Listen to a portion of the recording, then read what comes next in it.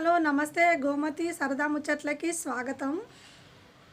జనరల్గా ఆడపిల్లలు ఏం చేస్తారంటే మ్యారేజ్ అయినప్పుడు కొడుకు కోడలు ఉన్న దగ్గరికి అత్తమామలు అలా సరదాగా వచ్చిపోతూ ఉంటారు.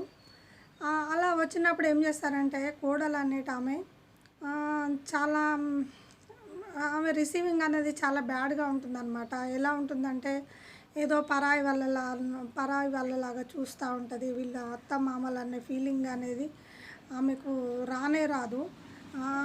మంచిగా చూసుకుంటే మళ్ళీ మళ్ళీ వస్తారేమో అనే భయం కూడా ఆమె మనసులో ఉంటుందన్నమాట.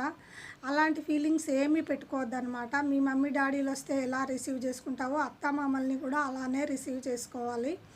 ఎందుకంటే ఈ రోజుల్లో అత్తమామల్ని కొడుకు కోడల్ని అంటిపెట్టుకొని అత్తమామలు ఉందామని ఎక్కడ ఎవ్వరూ చూడట్లేదు. ఎవరిని వాళ్ళనే సపరేట్గా ఉంచేసి వాళ్ళు ఉన్న ఊర్లలో వాళ్ళే ఉంటున్నారనమాట. జస్ట్ పాసింగ్ క్లౌడ్ లాగా అలా సరదాగా 1 వీక్ 10 డేస్ ఉందామని వచ్చినప్పుడు వాళ్ళని చక్కగా చూసుకోండి. వాళ్ళతో ప్రేమగా బిహేవ్ చేయండి.